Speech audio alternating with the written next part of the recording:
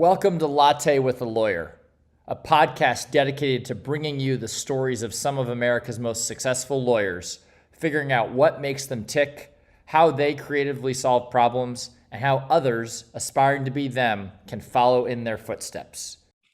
Okay, welcome to another episode of Latte with a Lawyer. I'm your host, Jonathan Brickman, and this afternoon we have with us Claire Parsons and new law firm, Wood and Lamping. Good afternoon. How are you, Claire? Yeah, thanks for having me. Sure. Welcome to the show. We keep statistics here. Actually, we don't, but I'm curious. What's your morning beverage of choice to get started? Yeah, I guess since I am from Kentucky, maybe you're hoping I would say bourbon, but I got to go with coffee. I've drank coffee since I was in grade school. So Nice. when I was in grade school, I played one basketball game and scored a lot of points. And they asked me what I had for breakfast, and I said coffee. And my coach said, "Wait till you try beer." So That's funny. Were you a basketball player? yeah. I'm 5'11", you can't tell, but yeah, I was never that good. I think I'm a good leader. I'm a good defender. I was tall, so I did well enough. And then in high school, I played through my junior year, and then in my senior year, I just did the play. So we did the Music Man. It was a lot of fun, but it was fun to play sports. But I'm not necessarily the best athlete in the world. Oh, okay, that's so funny. You don't know this, but I'm going to tell you right now. I was obsessed with basketball as a kid. I had dreams of playing professional basketball. I didn't even get to be your height, so I'm 5'9". So I walked on to my college basketball team, and that was the end of my career. I was done. So I'm happy. I still. At this age, I'm just kidding myself. The stories get grander, right? But I got to a medium level, and that was it. I was done, but I do love basketball. Great game. Yeah, it's big in Cincinnati here. Kentucky and Cincinnati, we are a basketball town. Well, definitely Kentucky. I was just on we just had a call with a guy from Kentucky, and it was funny too, because he actually lived in Bourbon County, which is outside of Lexington. You probably know that. Oh yeah, UK's a religion there. Now I went to U of L, so I'm not a UK fan, but it is a religion here. Oh yeah. Horses and bourbon. Yeah, for sure. So tell us about what kind of law you practice. I do local government work, and that has included a lot of different components. But I've been a city attorney, a school board attorney. I've done general counsel work. I've done special education, and then a lot of litigation. So I've represented pretty much almost any local government entity you can think of. Okay. I've done police work. I've done jail cases. I've done the health department, fire departments, even EMT kind of people. But most of that has been school work. And that is really kind of my passion and my favorite, if I had to pick one. School work.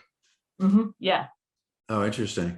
So when you say litigation, give me an example of the type of case, what that would be.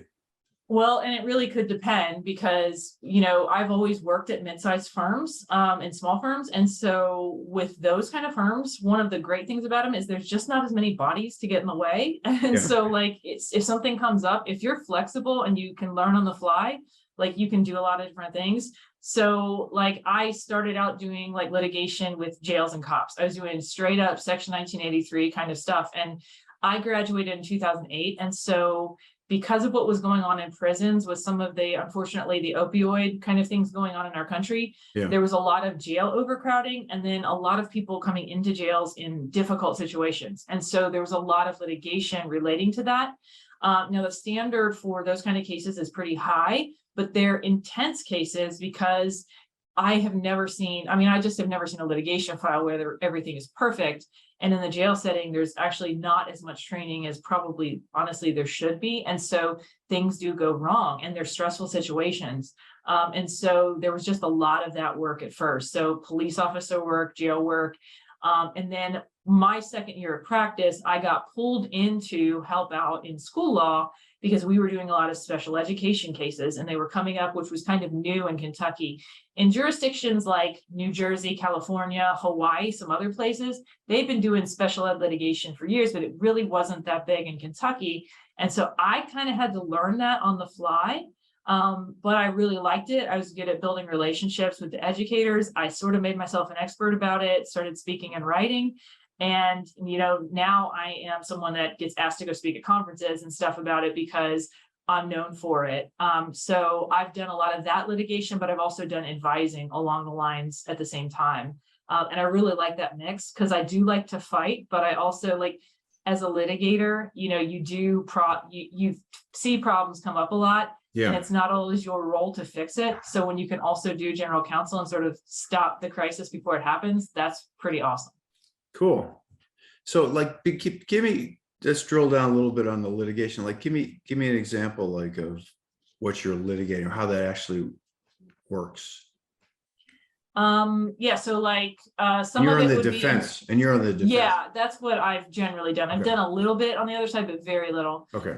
So yeah, it would generally be like the insurance company would assign me the litigation, and I'd be working with them to handle the public entity. And so if it's like a special education matter, those are administrative, at least starting out. So we'll handle like the litigation and the due process hearing before a state appointed hearing officer. Usually with those cases, I'm really trying to settle them because they're very difficult. And honestly, it just doesn't always make sense for the district from a financial But point of view. what would the complaint be? Like, what would you be defending?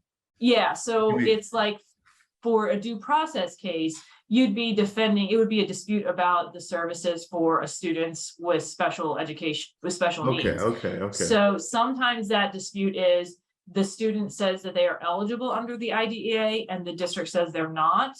And because sometimes that really can get down to some technical finer points about maybe they have a disability, but that doesn't necessarily mean they have a qualifying disability for IDEA services. They may qualify for some other form of supports, but maybe not IDEA specifically. And then sometimes it's about, the parents want a specific placement out of the district, or maybe they want a full general education placement where the district is saying, we need some other support from a resource setting or more time in special ed. And so there are disputes that arise along those lines. And generally, when I have these cases, I want to try to resolve them because unlike a car accident case, the parties actually have to continue working together most of the time. Like if we get a case from a third grader where it's a dispute about placement, this student will be with us potentially till they're 21, Right. And so if we don't fix that relationship, then we're going to have a hard time. And honestly, like even if the district wins the case, if the parents aren't on board with what goes on forward, it's just going to be harder for that child. And honestly, the good thing about special education is that my clients want to do the best thing for the students. It's usually not a case of they're being pig-headed or something like that. It's really they see things differently than the parents. And so many times we can resolve them. But, I've had cases that have gone all the way up to the Sixth Circuit that take years to resolve because the issue is so critical that we have to fight it. Are there any damages ever awarded in these cases? Not truly, but there are financial consequences. So generally damages under IDEA are not available, and generally individual liability doesn't really have it. So we're only talking about the entity, but there can be some really costly cases that happen. Sometimes there are private placement cases. And I just did one where we won a private placement claim. The tuition there was $50,000 a year. And when you're talking about transporting a special needs student from a place like in Kentucky to a place up in Cincinnati, that's, that mileage will be an additional at least $10,000. And so that can really add up. And then there's also attorney fees, and sometimes there's outside therapies. Residential placement cases are probably the most costly. They are very uncommon, but they can get to be very expensive. So that's why it's important to take care and do a good job with it.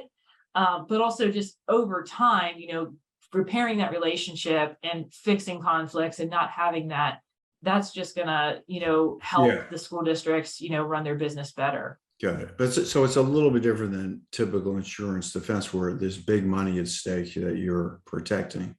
Yeah, I mean, there can be big money. I mean, in some cases, there can be big money, but a lot of times it's the non-monetary interest, though, that honestly, sometimes the non-monetary pieces can have more consequences for the district.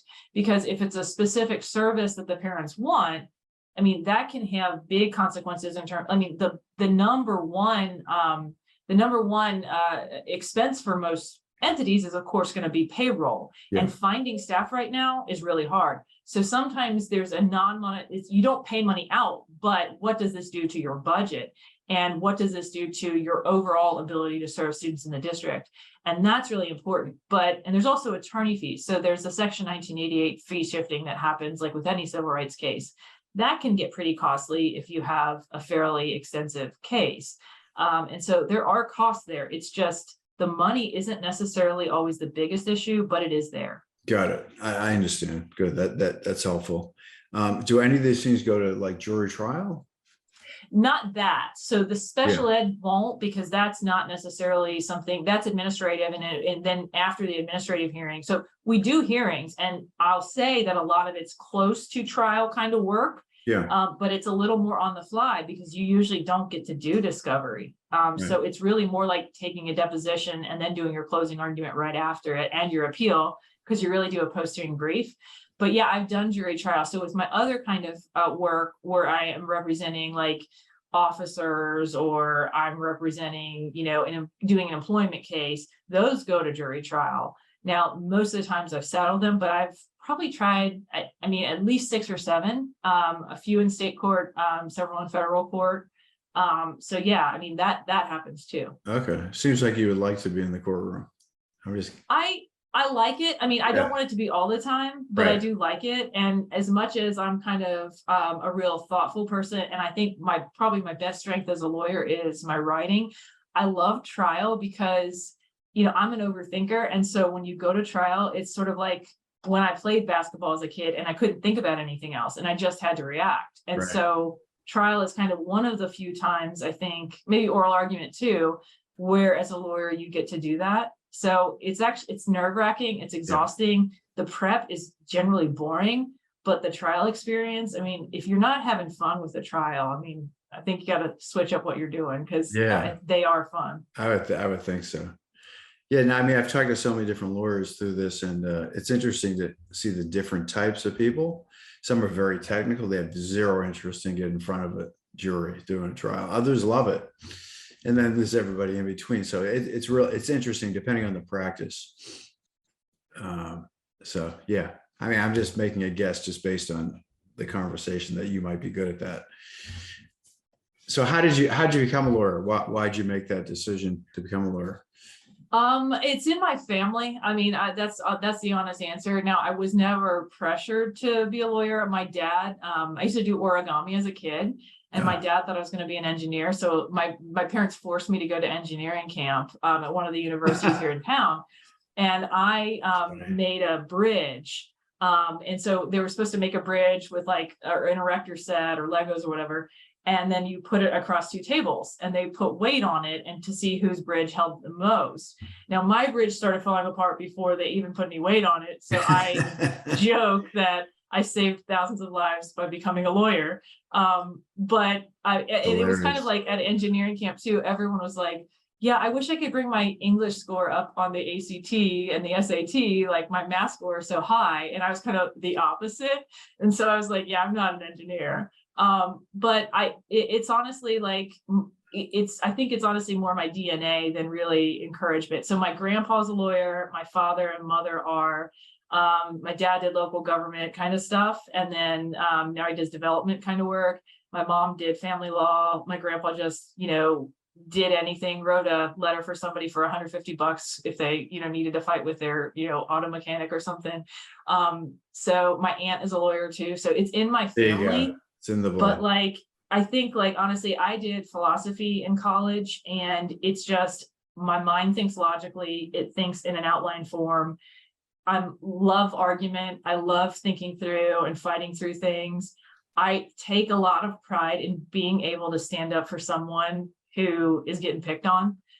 That's just me. And so, yeah, I just think it really is in my DNA with what I like to do. And I think like, because the law it requires you to have so many kind of skills and frankly, learn so many things. I think it's really open to a lot of different kind of people. Yeah. But yeah, it just called to me. Yeah, that's so interesting. By the way, I was a civil engineer, so I was laughing at your bridge thing because I actually had to do that with like balsa wood. We had all these Yeah. kinds of like lab experiments. It's funny. So yeah, no, I mean, I'm definitely like I'm a STEM person, but when I went to graduate school, I got a business degree. It was funny. I'd be in the class with like the English majors and the history, and it was like what you said, like they couldn't do any of the quantitative stuff, and I was like struggling with all the case study stuff. So it was funny how the different size of the brain, but everyone has it's not whether you're smarter or not, it's just an aptitude, right? What you're good at. Yeah, yeah. My college roommate was a software engineer major, and like she could not write a paper to save her life. It cracked me up. Like she's so smart and like she could do all this math that I never even tried Right. to do. Right. And so a lot of times I would just say, just tell me what you want to say. You tell me what you want to say and I will type it. And then we you'll will write look it. at it and you will see that it is perfectly fine and that's acceptable. And so I would help her with the writing all the time. That's funny. Where are you from? So I'm from Kentucky. I've lived You're in from Kentucky. Okay. yeah, Northern Kentucky. It's a region affiliated with Cincinnati. We have all these kind of tiny little cities within it and 3 counties. But I kind of just say Northern Kentucky because I've lived in so many of those cities now in every Okay. county up here. I lived in Cincinnati 1 year. I mean, it's just kind of Northern Kentucky. And where'd you go to college? I went to U of L for college and law Oh, school. So that's the oh, University nice. of Louisville. So Sure. 90 minutes down the river. I had a scholarship to college, and then I was part of this pre-law program to go to law school. And I really liked the city. And I wanted to stay after, but then I ended up clerking at my firm up here in Cincinnati. And I, then became a partner and built a practice here. So it ended up working out. Got it. Yeah, I mean, yeah. So Cincinnati's a good place. I mean, I don't know that much about it. I've been to Louisville before.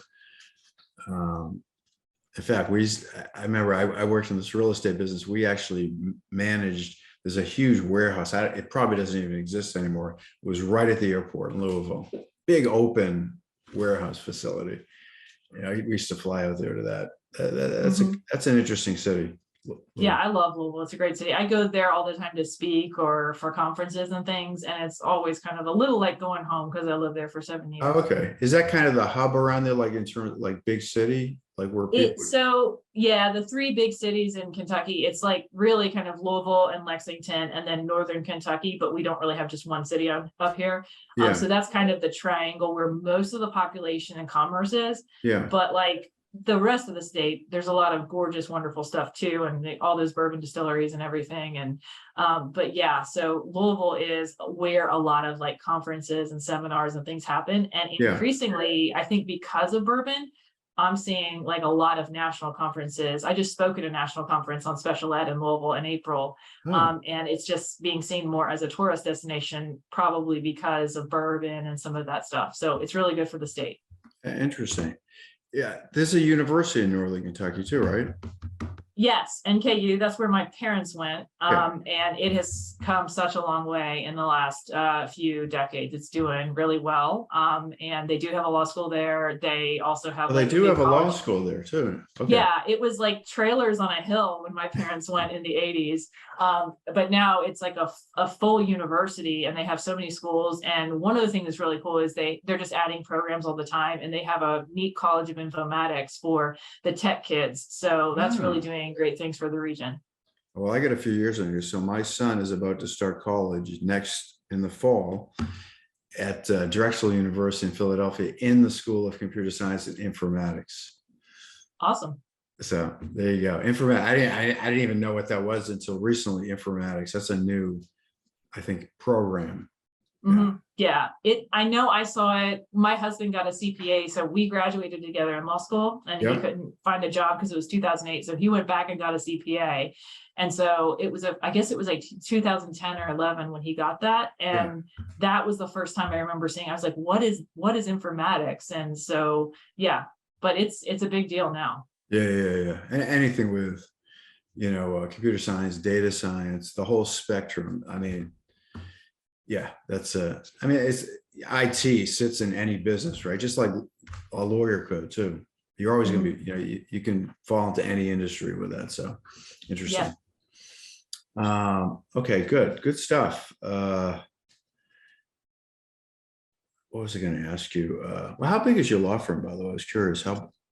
We have about 40 attorneys, Okay. but we are growing, and now we're in Ohio, Kentucky, and Indiana. And Yeah. I'm still really new. So if you ask me too many Oh, that's detailed right. You just questions, I got might there. not Oh, know the you just got answer. there. But yeah, I'm still trying to like meet everybody. And I kind of started in May, but they gave me time to write a book and stuff and take a little time off just in between the two firms. And so I'm like just in the office. Like this is like my second week fully in the office. So yeah, I'm still like learning people and meeting people. So it's kind of fun. Okay. What other practices does the firm do? We have pretty much everything. I mean, we do litigation, we do a lot of municipal. That was one reason I came. I'm going to also start doing employment and collective bargaining. And so moving more into that practice, because so much of what I did with local government was employment related anyway. We do have a lot of estate planning. That's actually a big part of the practice here. And then just other kind of business and corporate, real estate kind of stuff. Got it. And most of the firm is on the defense side? Well, the litigation is a little different here. So it's more business litigation. So when I was talking about insurance defense before, that was my prior practice. Yeah. But here I think it's more business litigation. So not necessarily plaintiff and defense with business stuff doesn't, mean the same thing as it does with personal injury. So I think it's not necessarily all defense. Got it. Do you guys do personal injury too for the firm? I think occasionally there are some of those that always comes up. I mean, that's usually true for most firms. But yeah, I don't know that that's a sizable part of the practice. Yeah. But I guess you're right. That would kind of fall just being involved with people in different businesses. You might get those kind of cases from time to time. Yeah. Yeah. Interesting. So, technology, tell me about the firm's use. Maybe you don't know because you just got there, but leveraging technology in the practice. Yeah, I mean, I think it's important to do. I mean, when I came here, I asked for a laptop with a docking station instead of a desktop, just because the reality is that most practices, especially local government, it's pretty mobile. Like my clients usually don't come to meet me. Like a mayor won't come to meet me here. They'll want me to come to the city building to meet, or, it's not a 9 to 5 thing. There's a lot of night meetings and things like that. And anymore, most of my clients call me more on my cell phone or text me instead of calling me at the office. It's just easier. So I think leveraging technology is important. Like it's not necessary. I don't get into it and always want the newest gadget like some people, but like to be able to use it and improve your life and like, find new skills to leverage what you want to do is just, I think, really important. So I think it's essential to do, but I think like also one thing to remember is maybe you don't have to do it all yourself, is get good people and good advisors in to help you so that you don't have to do all that work on your own. Yeah. Well, I mean, you guys are probably not big enough, but I mean, a lot of these big law firms, they have groups that are just like innovation groups that they look for all kinds of technology to, whether it's discovery or, jury consulting. I mean, they're constantly looking for, new technologies to make the practice run smoother, more efficiently. So, I mean, the obvious things like using Zoom and cell phone and laptops and stuff. I mean, everybody's doing that, but I was thinking more about like for practice management kind of stuff. Yeah, I mean, and all of that is out there too. But I'm sorry, I didn't understand what exactly you were asking. I mean, because it's so fundamental. Like, I mean, there's other products that you can use, and it just depends on your practice. Like my practice is not necessarily as big document intensive as some. I mean, sometimes we will get those, but those aren't necessarily as big a part of it. And so with some of them, I think it would be absolutely essential. And if there's a tool out there that you're not using, you're probably wasting your client's money. It's just not necessarily my practice as much. And so like on the other hand too, like with local government, like maybe I could hire an expert to do a nice animation for me. But if I walk in there as a city, do I signal to the jury that, we've got deep pockets? So we actually have some countervailing things with local government practice that maybe don't always lend themselves to that. But as an attorney, finding tools to use and using them, like being able to pick up some, and I don't know that always even just is about your law practice. Like I also have a blog and I'm active on LinkedIn on the side. And so being able to do things like learn WordPress, use Canva, to make images, and just, use social media. I mean, I would probably consider those as pieces of technology that I don't know that lawyers are using. Oh yeah, absolutely. Yeah, that's interesting that you do that. I'll connect with you on LinkedIn. I mean, because I use all those things that you mentioned and write a blog and do all those things. Those are definitely skills. And it's funny because people, whether you're a lawyer or in any kind of business, people leveraging social media in a big way now, right? To expand, to build their brand, expand their business. Doing this right here is going to be content for you, right? Yeah. So it's interesting. Anyway, good stuff. So just to wrap it up here, if what do you want people to know about you, and what's the best way for them to get in touch with you if they want to learn more? Yeah, so you can find me at woodlamping.com, and I am on LinkedIn. I go under Claire E. Parsons because there's some other Claire Parsonses there, but feel free to reach out. And we didn't really get a chance to talk about it, but I do actually teach mindfulness and compassion for lawyers. I'm working on a book. Oh, talk about that then. Yeah, sure. Yeah, so I have a blog. The blog is named brilliantlegalmind.com, and we're on LinkedIn and Instagram and Facebook and WordPress, so find me there. But I am working on a book called Compassion Practices for Badass Lawyers. And I say that to get your attention intentionally, like compassion is basically courage, resilience, confidence. Yeah. It's the stuff that goes with mindfulness to help you kind of live a better life. Lawyers, I teach mindfulness to lawyers, and it's important they know about mindfulness and they're comfortable with that, because that's the focus and the clarity and the calm and the awareness. But what we really need, I think, is the emotional intelligence and the ability to cope when things are not calm and things are not focused. That's where compassion comes in. And so that's what the book is about, is just teaching some basic practices for handling that stuff, and, just living a happier life as a lawyer. Interesting. Where did that come from? Where did that interest come from? I'm sorry, we didn't talk about that. Yeah, and I've written about this. If you go to the blog, all that stuff is there too. But I sort of had a little bit of a breakdown early in my practice. I've always been an overthinker. I think I probably have an anxiety disorder, but I never needed to get it diagnosed because meditation helped me figure some of this out. Sure. I had like a period of depression, and then I started to just work through some things. I started meditating just because of an interest in it. And it just changed so many things for me. Wow. But it wasn't just breath practice. Eventually, what I found was loving kindness practice. And that really helped me just be nicer to myself and use self-compassion. And then during the pandemic, it just became something I really, before the pandemic, I started speaking about it. But during the pandemic, it really came up a whole lot more. I got some more training on it. I started writing more about it. And so I'm actually in a program. I'm a meditation teacher, yoga teacher. I'm in a program to be a certified compassion educator as well right now that I should finish in August. So it's just become something that has been a nice, fun thing on the side, but it's also, I think, doing good in the world. So I'm really happy to do it. Oh, I would say that's terrific. And it would be a whole other conversation I could talk to you about, but I mean, it's ubiquitous. I mean, there's so many people that suffer with anxiety and it goes untreated. They self-medicate, right? All that kind of stuff. So I do think that's part of it. I mean, Sure. anxiety, I've heard that it can take 7 years for an anxiety disorder to get diagnosed. But the reality is, like anybody out there who's listening and struggling, that the truth is there are things you can do. That's not to say it's just your job or you should do it on your own.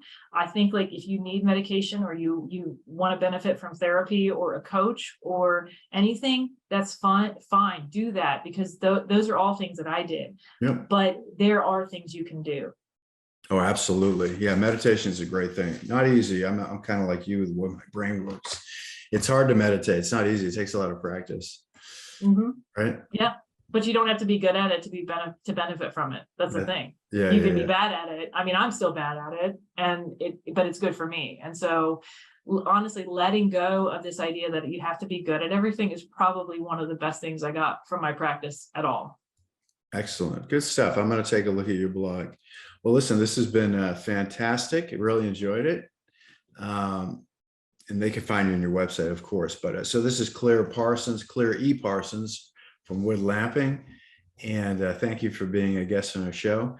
This is sponsored by EmotionTrac, and we're a legal tech company, and trial lawyers use us for case prep, mediation. We capture nonverbal insights through our software. Thank you very much, Claire. All right, see ya. Bye.